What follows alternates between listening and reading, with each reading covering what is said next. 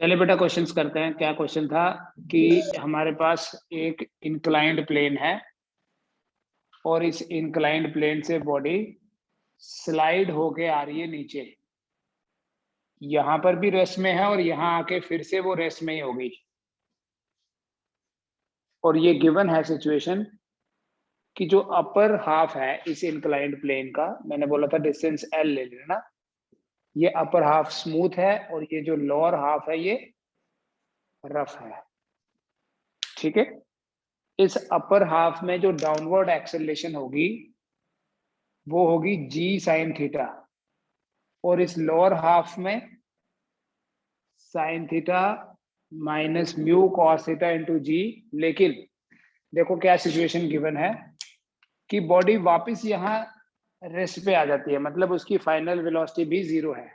इसका मतलब अगर हम इसको लॉजिकली सोचें करने से पहले, यहां से जब बॉडी यहाँ आएगी उसकी वेलोसिटी बढ़ेगी, उसके बाद उसकी वेलोसिटी फिर से कम होने लगी और कम होते होते फिर से जीरो हो गई। ठीक है। ये एंगल गिवन है कितना, 30 degree. For the upper half, for the upper half कैसा है, स्मूथ है। इस अपर हाफ के लिए बेटा अगर यहां पर उसकी वेलोसिटी हो जाती है v डैश, तो मैं लिखूंगा v dash square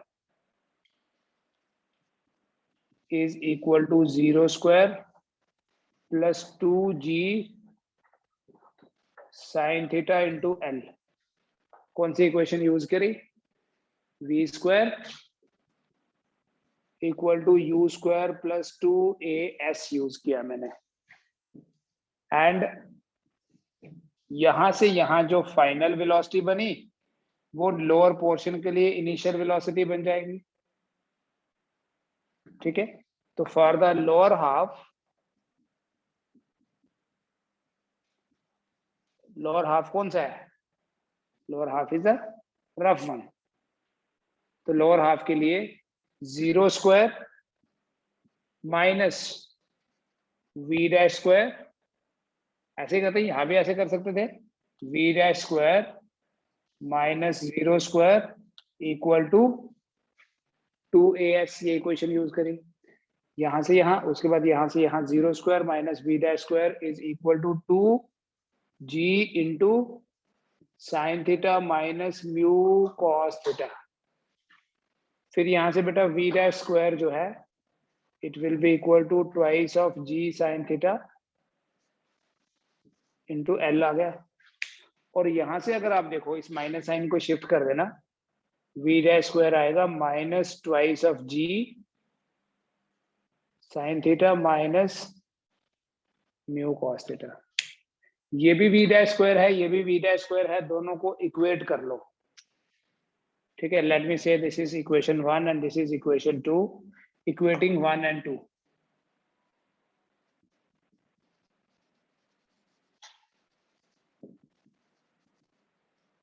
equating equations 1 and 2, इन दोनों इक्वेशंस को इक्वेट कर लो। जब आप दोनों इक्वेशंस को इक्वेट करेंगे, therefore 2g sin theta into L, 2g sin theta into L will be equal to minus 2g sin theta minus mu cos theta into L, यहां भी आएगा v square minus U square is equal to 2a आ गया ये, और ये ऐसे। ठीक है बेटा, क्या होगा यहाँ, ये 2g और ये 2g कैंसिल हो गया, ये l और ये l कैंसिल हो गया। तो फाइनली आपके पास इक्वेशन ऐसे बनती है, therefore sin theta is equal to minus of sin theta again plus ये minus minus plus mu cos theta. ठीक है। ये sin थीटा इधर आ जाएगा, sin theta plus sin theta will be equal to mu times cos theta. This means twice of sine theta equal to mu cos theta. ठीक है, cos theta को shift कर दो इधर, तो बोलेंगे twice of tan theta equal to mu. इतना question किया था कुछ बच्चों ने, लेकिन क्वेश्चन में पूछा क्या था, show that the force of friction is equal to weight of the body. बेटा फ्रिक्शनल फोर्स F कितनी होती है? ठीक है, इसको रब करो। Frictional force F is equal to mu into are.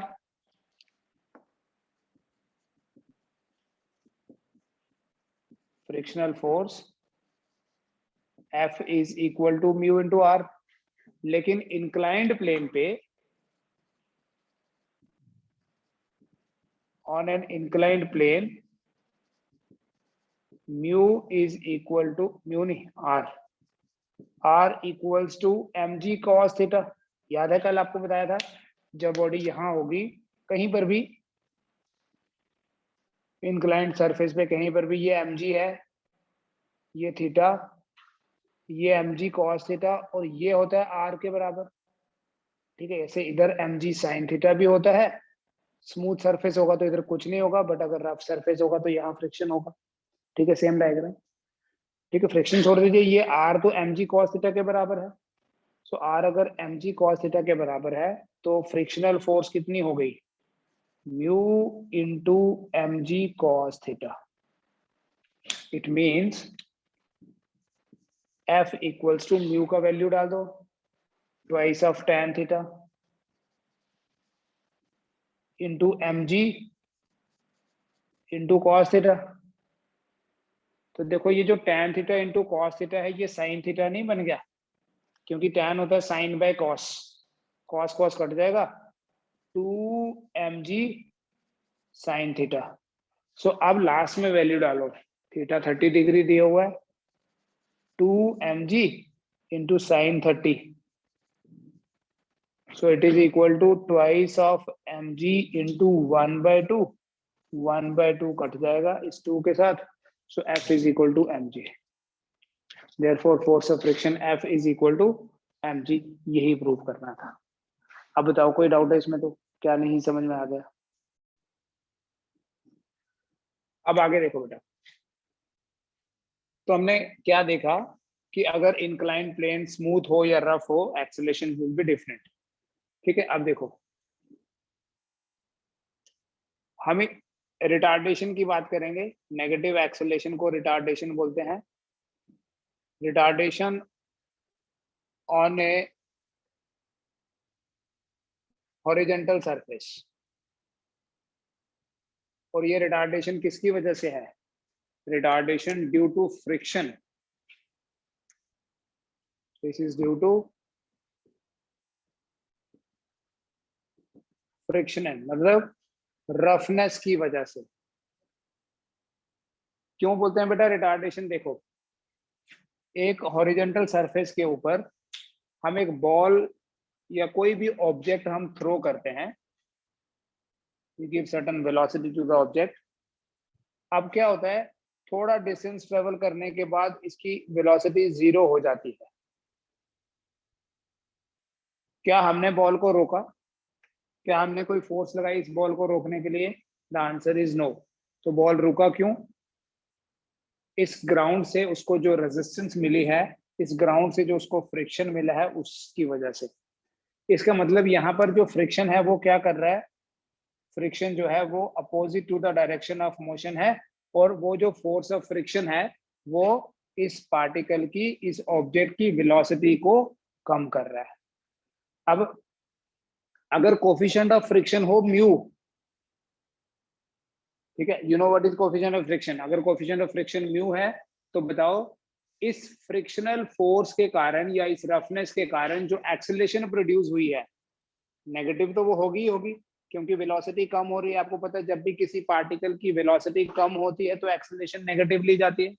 So acceleration will be negative, but कितनी? ठीक है, कौन से फैक्टर्स पे डिपेंड करेगी? देखो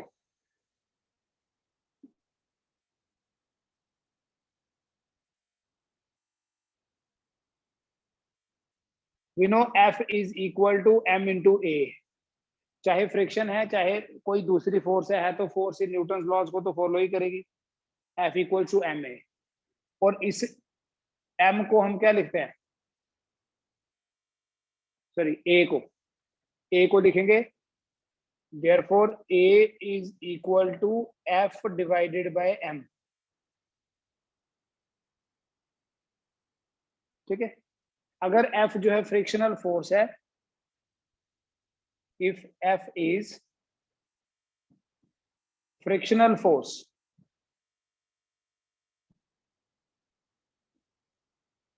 then we write F is equal to mu into R। according to laws of friction F तो mu into R होता है। लेकिन बेटा जब बॉडी हॉरिजेंटल सरफेस पे है, देखो अगर इस बॉडी का मास m है, weight will be downward mg, और नॉर्मल रिएक्शन R है। if F is the frictional force, F equals to mu into R, and on a horizontal surface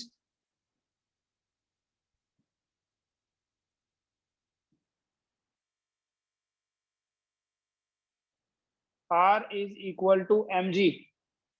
inclined surface पे ये R हो जाता है mg cos theta. Therefore F कितना हुआ,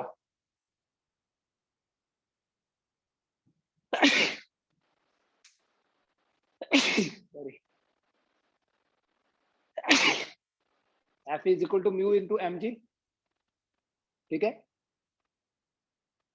जब हम यहां डाल देंगे A कितना आ जाएगा,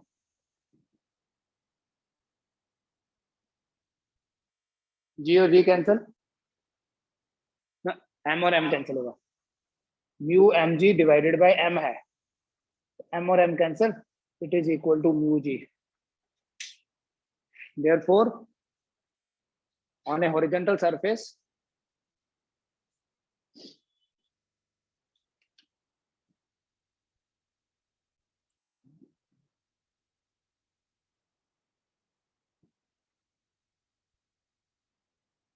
the retardation due to friction is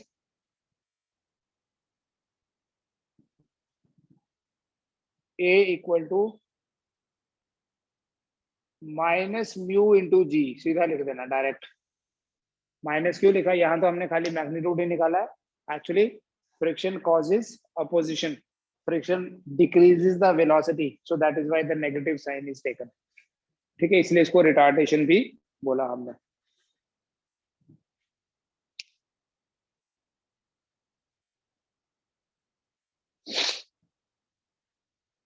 सो किसी हॉरिजॉन्टल सरफेस पे the retardation due to friction is minus mu ji.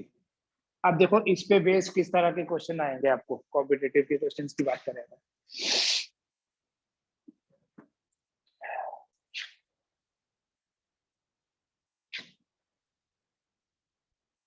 A body initially moving with a velocity v, with a velocity u, stops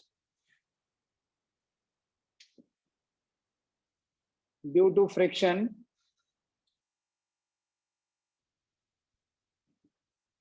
after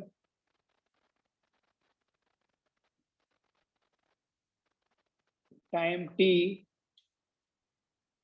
and covering a distance s, covering a distance s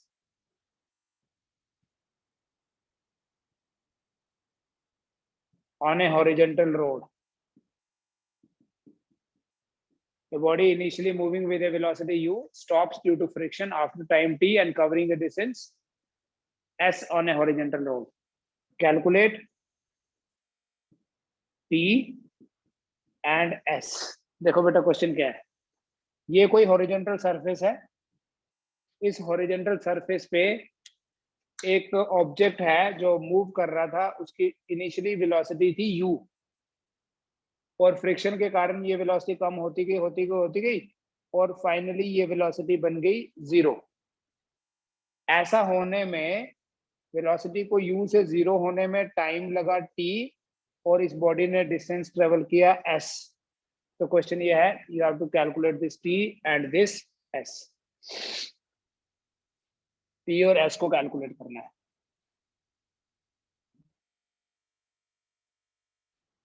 करो, try करो।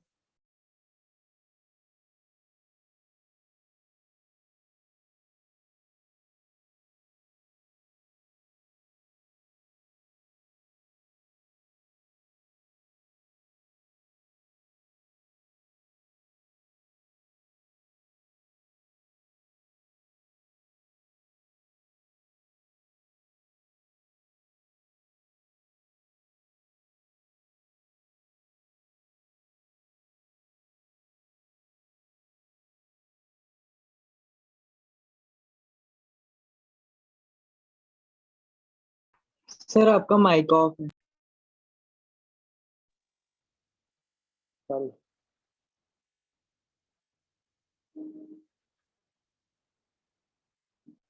ठीक है, जब आपको time calculate करना है तो क्या करेंगे बेटा, v equal to U plus A T use कर लेंगे। फाइनली बॉडी की वेलोसिटी 0 हो रही है और हॉरिजॉन्टल सरफेस पे ए क्या होता है, अगर फ्रिक्शन की बात की जाए, माइनस म्यू जी इंटू टी। इस माइनस वाली टर्म को इधर ले आओ, mu ji into T will be equal to U. तो कितनी देर के बाद बॉडी रुकेगी? the body will stop after a time equal to u divided by mu into g, initial velocity divided by mu g। और अगर आपको distance पता करना है, कितना डिस्टेंस ट्रेवल करने के बाद बॉडी रुकेगी, तब आप दूसरी इक्वेशन यूज करना, using v square equal to you square plus 2as। तो लिखूंगा u 0 square equal to you square plus 2 into mu ji into S with negative sign of course.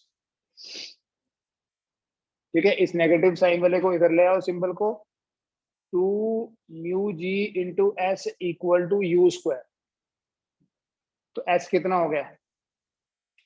Therefore s is equal to you square divided by 2 mu जी।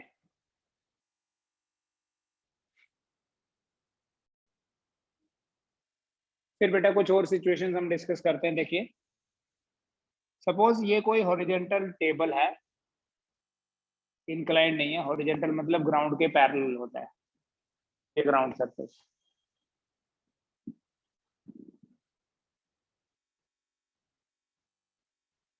और इस horizontal surface के ऊपर, इस horizontal ground के ऊपर, यहां पर एक ऑब्जेक्ट प्लेस्ड है जिसका मास है सपोज m1, या इसका मास हम ले लेते हैं m2, जैसे हमने पहले भी सिचुएशन डिस्कस की। ये एक पुली टाइप अरेंजमेंट है और एक थ्रेड अटैच्ड है यहाँ, दूसरा ऑब्जेक्ट यहाँ से हैंग कर रहा है। और बेटा इस दूसरे ऑब्जेक्ट का जो मास है वो है m1।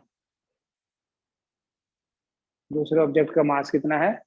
m1। इस पहले वाले ऑब्जेक्ट जो हैंगिंग मास है,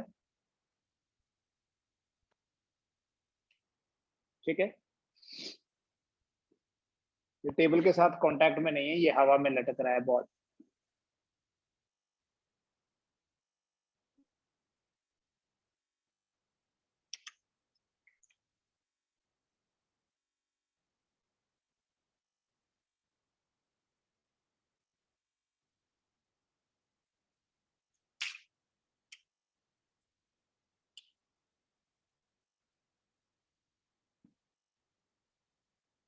ठीक है, हमने पहले ये पढ़ा था कि अगर m1 m2 से बड़ा है, यहां पर भी वही लेता हूं मैं, m1 m2 से बड़ा है, ठीक है। अब m1 m2 से बड़ा होगा तो m1 नीचे आएगा और m2 इधर जाएगा। लेकिन यहां पर क्या है, ये जो फ्रिक्शन है दोनों के बीच में, ये इसको नीचे नहीं जाने दे रहा। कैलकुलेट, इसी फिगर के accordingly calculate the frictional force या ऐसे लिखें, calculate the value of mu between m2 and the surface so that the two objects remain stationary. The two objects remain at rest. एक ऑब्जेक्ट का मास m1, दूसरे object का मास m2. m1 m2 से बड़ा है, तो अगर बेटा यहाँ फ्रिक्शन नहीं होगा, अगर यहाँ फ्रिक्शन एब्सेंट होगा तो m1 नीचे आ जाएगा और m2 आगे चला जाएगा. बट हमने क्या कंसीडर करा है, ये एक रफ सरफेस है और इस रफ सरफेस पे इन दोनों के बीच में फ्रिक्शनल फोर्स भी है जो इसके मोशन को अवॉइड कर रही है, जो इसके मोशन को स्टॉप कर रही है. There is a force, frictional force. तो हमें ये बताना है कि अगर यहाँ फ्रिक्शनल फोर्स है तो ऑब्वियसली यहाँ कोफिशिएंट ऑफ फ्रिक्शन भी होगा म्यू. वो म्यू का वैल्यू कितना होगा, ताकि दोनों बॉडीज जो है वो स्टेशनरी रहे, दोनों बॉडी जो है वो मोशन में नहीं आए.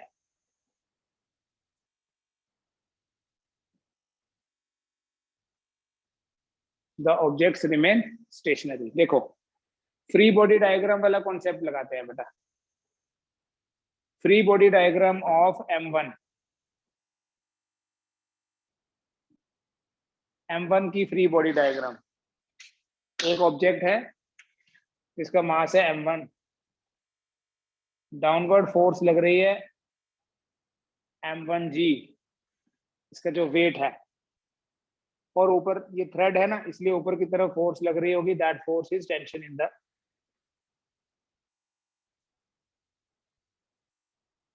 ठीक है, और ये मोशन में नहीं है, दोनों बॉडीज रेस्ट में है, इसलिए हम यहाँ एक्सेलरेशन की बात नहीं करेंगे. Free body diagram of m2. ये m2 है.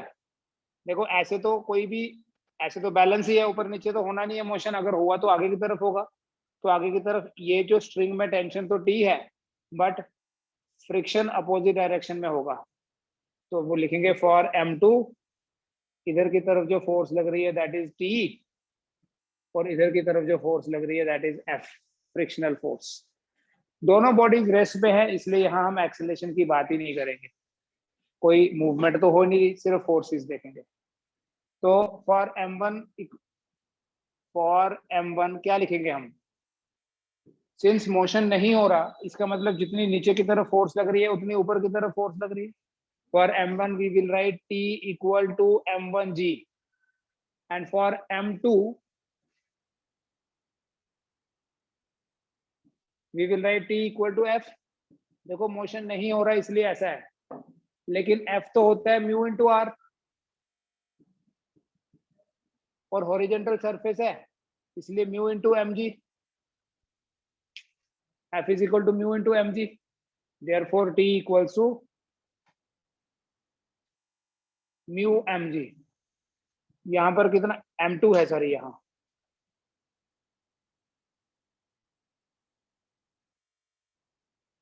अब इन दोनों को इक्वेट कर दो, है तो दोनों ही T का वैल्यूज. इसको मैं बोल देता हूँ इक्वेशन 1, इसको बोल देते हैं इक्वेशन 2. नोट कर लीजिए दोनों, from 1 and 2. From 1 and 2, m1g is equal to mu times m2g.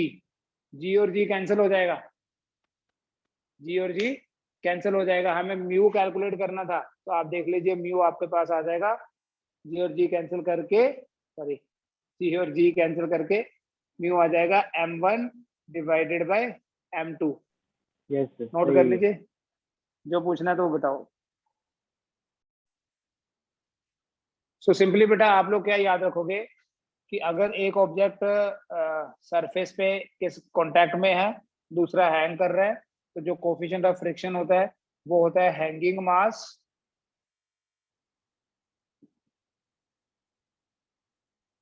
Divided by total mass. Hanging mass नहीं, ऐसे नहीं. Mu is equal to mass, hanging mass divided by mass lying on table.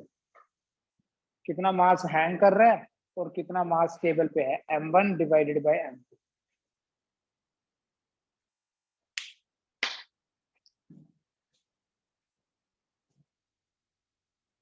अब इसी situation को देखो, extend करूं मैं। A uniform chain बोला मैंने, a uniform chain of mass m and length l is lying on a table। एक uniform chain है, uniform chain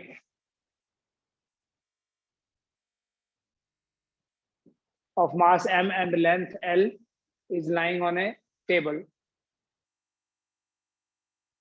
What can be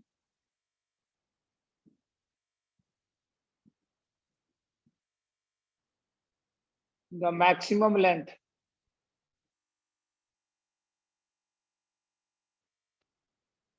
that can hang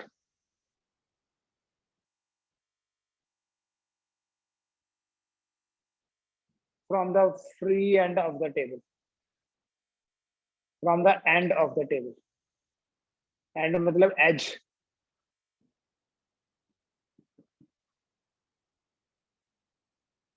पहले डायग्राम बताता हूँ, फिर मैं आपको प्रैक्टिकली ये सिचुएशन बताता हूँ ये क्वेश्चन है क्या। ये एक टेबल है, हॉरिजॉन्टल टेबल है ये, और इस हॉरिजॉन्टल टेबल के ऊपर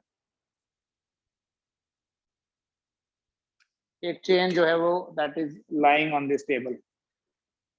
यूनिफॉर्म चेन मतलब मास पर यूनिट लेंथ जिसका सेम है, ऐसे एक चेन लाई कर रही है।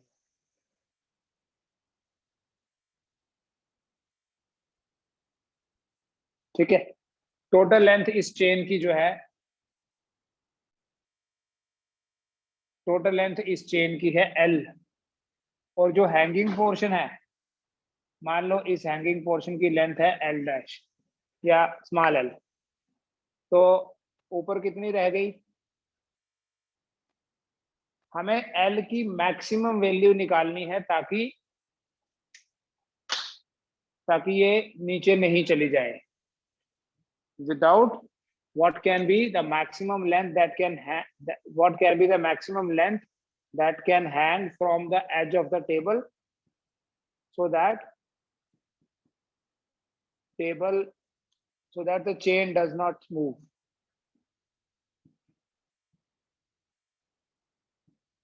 चेन जो है वो मूव नहीं करे।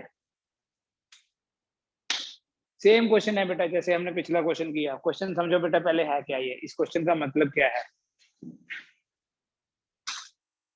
बेटा। अगर ये मान लो कोई टेबल है, ठीक है, imagine this is a table. अब इसमें कई लोग सोच रहे होंगे कि आधी चेन हैंग करेगी और आधी लाई करेगी। नहीं, वो डिपेंड करता है यहाँ सरफेस रफ है कि स्मूथ है। ये एक चेन है, ठीक है, इस चेन को यहाँ से हम हैंग करते हैं। देखो कुछ पोर्शन मैंने हैंग कर दिया और बाकी पोर्शन जो है मैं वहीं पे रखूंगा। ये हैंग और कुछ पोर्शन यहाँ टेबल पे है लाई कर रहा। अगर मैं थोड़ा और ले जाऊं कुछ नहीं हो रहा, और ले जाऊं कुछ नहीं हो रहा, इससे आगे नहीं जा सकता क्योंकि इससे आगे गया तो देखो चेन का डाउनवर्ड मोशन स्टार्ट हो जाता है। मैक्सिमम कितनी लेंथ में हैंग कर पा रहा हूं, इतनी भी नहीं, इतनी लेंथ मैक्सिमम हैंग कर पा रहा हूं बस।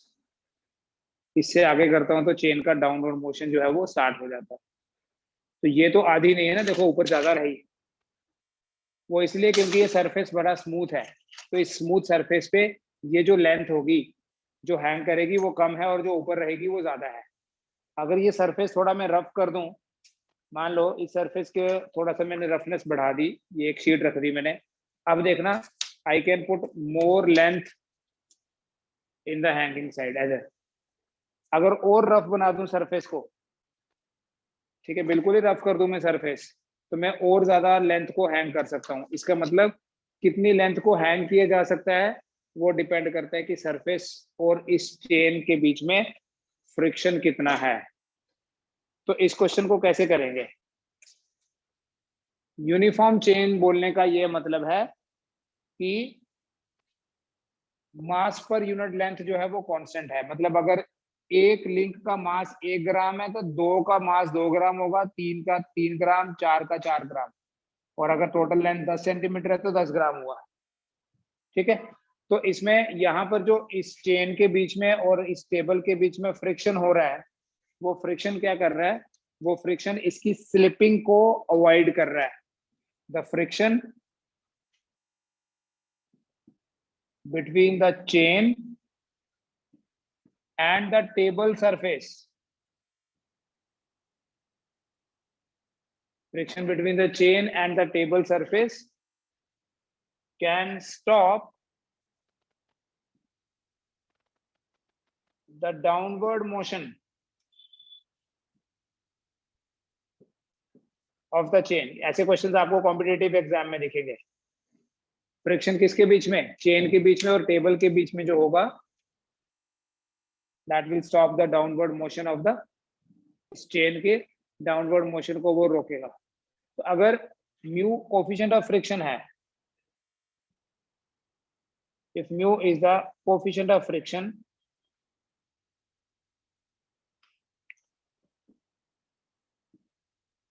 between the chain and the surface, तो बेटा पहले वाला कॉन्सेप्ट लगाना। देन म्यू कितना होगा? क्वेश्चन नोट कर लो, आप डायरेक्ट कर सकते हैं फिर हम। बेटा इन दिस केस हमारा जो म्यू होगा that is equal to hanging मास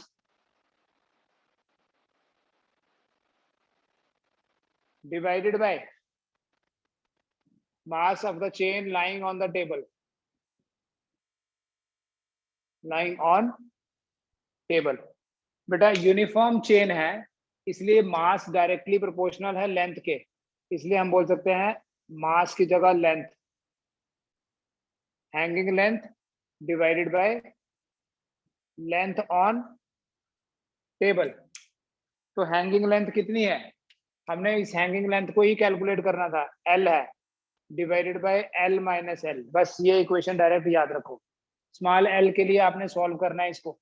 क्या करोगे? क्रॉस मल्टीप्लाई करो, mu into L minus L is equal to L. So we can write it as mu into L minus mu into small l equal to L, which means mu into L equals to mu L plus L. Mu into L is equal to mu plus 1 into L। ठीक है, तो ये hanging length जो L है ये क्या बन गई? Therefore L is equal to mu divided by mu plus 1 into L।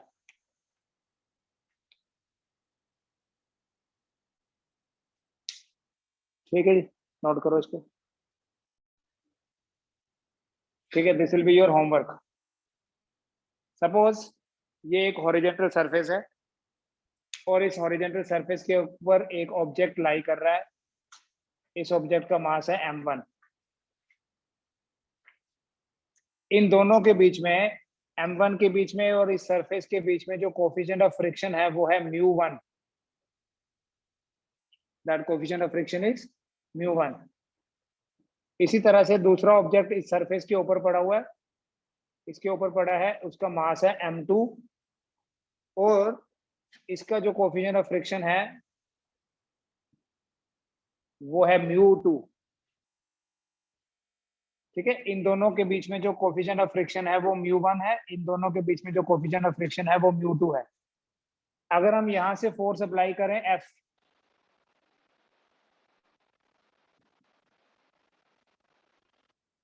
what can be the maximum value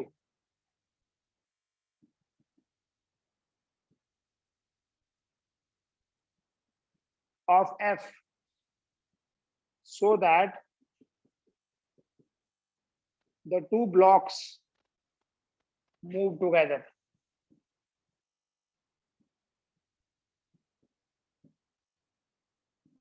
दोनों ब्लॉक्स इकट्ठे मूव कर रहे हैं, मतलब ऐसा नहीं हो कि हम इसको खींचें और ये पीछे छूट जाए। एक फोर्स की लिमिट होगी बेटा कि इससे ज्यादा नहीं लगा सकते, क्योंकि उससे ज्यादा लगाएंगे तो वो वाला छूट जाएगा पीछे। दोनों स्टिक नहीं है, दोनों कांटेक्ट में तो है, फ्रिक्शन है दोनों के बीच में, तो इसको हम आगे खींचे।